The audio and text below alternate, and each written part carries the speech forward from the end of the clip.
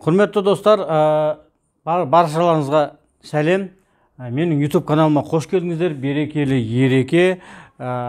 Бүгінгі тақырып ипотека алу, яғни үйді қалай аламыз, ипотека қалай рәсімдейміз. Өте керемет тақырып. Астана, Нұр-Сұлтан қаласынан қалай үй алу керек екен.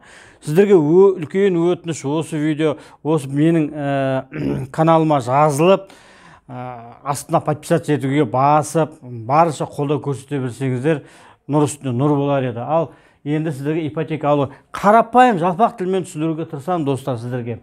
Ең бірінші үй алатын кезде ипотека алып шешім қабылдадыңыздар ма? Ең бірінші сіздерге кеңес береді. Ең бірінші қадамдарыңыз, бірінші шаг ол консультация деп жазып қойдым. Консультация яғни сіздер менеджерге немесе консультантқа келіп толық консультация алып алыңыздар.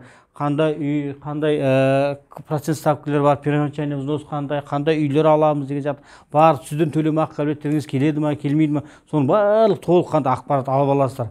Сосын өздеріңіз білесіздер, осынша үйге, осынша суммаға менің жағдайым келеді екен ғой деп, соған байланысты үй іздейсіздер.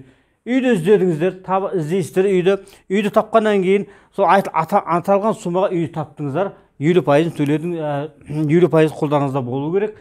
Енді үшінші шақ ол оценка. Оценка яғни бағалау. Сіз сол үйді алатын үйіңізді міндетті түрде оценщиктер бағалау керек. Ол оценканың тізімі сайтқа кірсеңіз, отбасы сайтқа кірсеңіз бар. Соның ішінде любой бір оценочный компанияны алып, біз отбасымен жұмыс жасайды. Соға қоңырау шалсаңыздар, өздері оценка. Оценканың бағасы сол жерде өздері айтады, қанша екенін. Соны төлейсіздер, оценка жасайсыздар. Оценкаға бір жасауға бір 2-3 күнде уақыт кетеді. Ары қарай, келесі қадам ол кредит заявка дейді. Кредит заявка деген сөз, яғни сіздер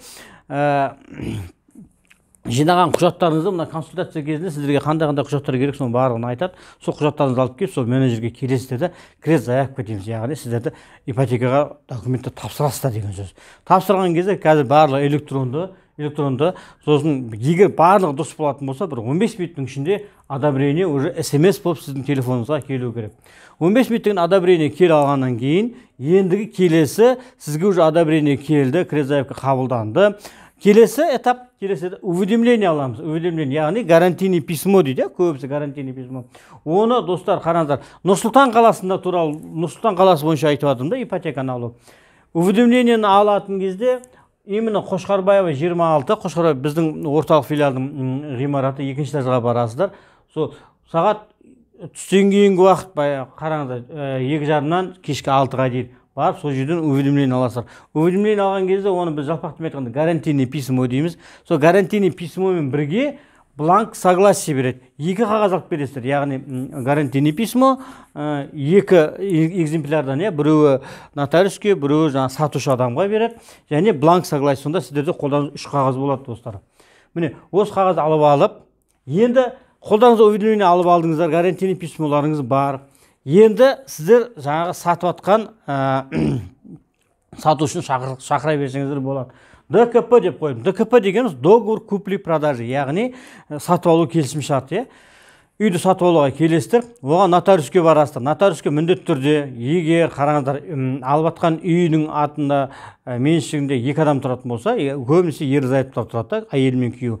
Міндетті түрде сатушылар әйел мен күйеумен бірге келу керек, жеке куәліктері болу керек, және свидетельство о браке дейді ғой, неке туралы куәлігі сол болу керек. Және сатып алушыда, сізде сатып алатын болсаңыз, сізде міндетті түрде өзіңіздің жолдасыңызбен бірге келу керек. Жеке куәліктеріңіз және свидетельство о браке міндетті түрде болу керек. Келіңіздер, сосын мына жерде бір айта кететін нәрсе, көп клиенттердің қателігін айтайын. Договор купли-продажи жасаңыз, өзіміздің нотариусымыз бар, соған бара саламыз бізде деп айтады. Бірақ ол нотариустер өздерінің бекітілген бағасымен сіздерге договор купли-продажи жасап тастайды. Олар примерно где-то 35 мыңдай алады. Ал бірақ ДКП, егер именно осы жилищный займын алып жатсаңыздар, яғни отбасы банктың займын алып жатсаңыздар, естеріңізде болсын, 4 МРП қазіргі таңда 11.700 ақша. 11.700 ақша. Одан артық төлеп жүрмеңіздер достар. Келесі жылда, мысалы 2022, 2023, 2024 жылдар қарап отқан болсаңыздар, бұл видеоны 4 МРП-ға көбейтесіздер, сол жылғы МРП-ны. Одан артық төленбейсіздер. Ары қарай, осы ДКП жасап болғаннан кейін сатушыға гарантийный письмоны бересіздер. Сатушы сізге договор купли-продажа жасалғаннан кейін сізге оригинал документтердің бәрін береді. Сіздің сіз деп жатыр соны регистрация жасайсыз. Регистрация ДКП, яғни ол кісінің договор купли-продажаның регистрацияны нотариустың өзі жасайды, электронды түрде 1,5 күннің ішінде регистрация шығады. Регистрация шыққан кезде нотариус сізге хабарлайды, шықты деп. Шыққаннан кейін келесі 9-шы этап сіз уже форма 2 аласыз. Форма 2 деген сөз сіздің атыңызға үй шықты деген мағынада да, жалпақтың айтатын болса, сіздің атыңызға үй шықты. Сол кезде достар, сіздердің согласие супругыларыңыз керек болады. Сіздің жолдасыңыз сізге міндетті түрде осы үйді мен залогқа қоюға рұқсат беремін деп. Бұл жерде согласиені кез келген нотариусқа барып жасасаңыздар, ол қате болып қалуы мүмкін. Сондықтан оның бланкі болады. Қандай сөздер жазылу керек екен? Ол бланкыны сіздер міне 6-шы этапта уведомление алған кезде бланк согласие алдыңыздар. Көп клиенттердің қателігі, мына договор купли-продажа барған кезде бланк согласие тағы да төлеп соны жасап қояды. Ол қате. Бұл жерде жасамайсыздар. Бланк согласиесі міне 9-шы этапқа келген кезде ғана жасайсыздар. Форма 2 аласыздар, согласие супруги алып аласыздар. Осы екі құжатты алып алғаннан кейін үйдің құжаттары қолдарыңызда. Келесіде банктың менеджеріне барасыңдар. Ол менеджеріне қай кезде, қашан, кімге баратындарыңызды мына уведомление алған кезде сіздерге жазып қояды. Айталық, осында бір менеджерге осындай столға сағат белгілі бір уақыт белгілеп қояды. Сол уақытқа барасыздар, күннің бәрін атасыз. Соған бар өткізесіздер. Ол менеджер сізге ДЗНИ мен ДБЗ дайындап береді. ДЗНИ, ДБЗ деп біз қысқаша айтамыз. Толық расшифровкасы договор залога недвижимого имущества.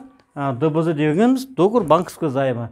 Яғни жалпақ тілмен айтатын болсақ, сіз үйді залогқа қоюға келісім беріп тұрасыз, және банктен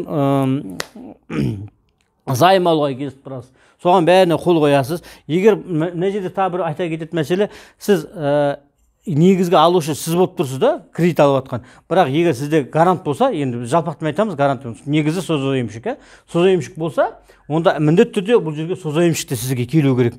Бұл жерде доверенностьпен болады ма деп сұрақ қояды, жоқ. ДЗНИ, ДБЗ-ны тек қана клиенттің өзі ғана қол қояды. Ешқандай доверенность бұл жерде жүрмейді.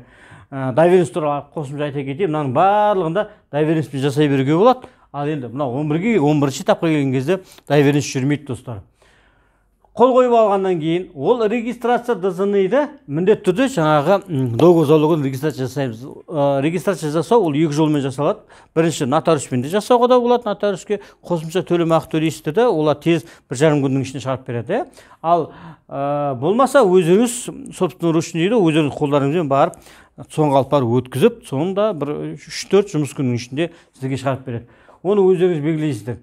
Сосын оның регистрация шыққаннан кейін уже үй сіздің атыңызда еді, оны уже отбасы банкқа залогқа қойдыңыз. Залогқа қойды деген документ шығатыны ол форма 2 дейді. Форма 2 толық аталуы форма 2 мен атап өтейін. Справка о зарегистрированных правах и недвижимости и его технических характеристиках.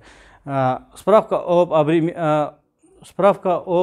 технических характеристиках, справка о зарегистрированных правах и обременениях. Справка о обременениях и его технических характеристиках деп толық аталуы.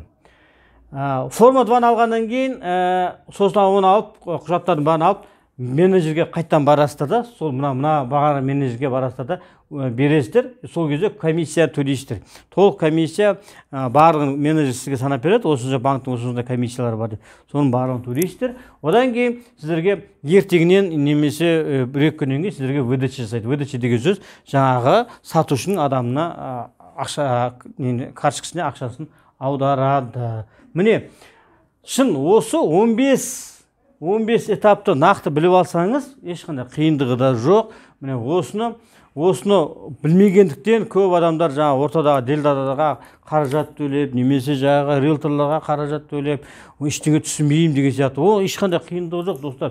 Өздеріңіз жасаңыздар, міне, ешқандай қиындық. Мынаның барлығын өздеріңіз жасап істесеңіздер, мінекей керемет тамаша болады. Тек қана сіздердің төлемақы қабілеттеріңіз бар болса, айлықтарыңыз уақытылы түсіп тұрған болатын болса, және кредит историяңыз дұрыс болатын болса, онда ешқандай проблема жоқ. Үйді аласыздар, ипотека алу деген тақырыпты тағы да бір оқып, қарап шығыңыздар. Қай жерде түсінбей қалдыңыздар, комментарий жазыңыздар, мен сіздерге толыққанды ақпараттарын айтып беріп отырамын. Баршаңызға баспаналы болудың берекелі бақыттарын баяндаушы берекелі Ереке, Ерекең бар жерде берекең бар.